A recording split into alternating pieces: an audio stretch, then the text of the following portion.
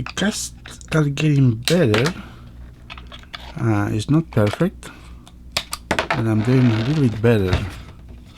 Now it's better than before. I think I found the right, how can I explain this? The right technique. I think it's much better. Yep. Look at that. This one is almost perfect. I'm gonna say like a 99%. It's missing a little parts. This one was the worst on this batch.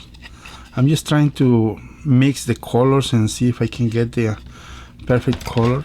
But I think I'm going to leave it with plain white, and then I'm going to just paint over. I was trying to play with the colors, but it's gonna take time. So anyways, it's getting better, I know this was not perfect, and the problem was I play a lot with the silicone mold. I push it so hard, that's why it gets so skinny, so thin, like a film. The rest was hard. It's getting really good. Of course I need to polish the windows a little bit, the edges.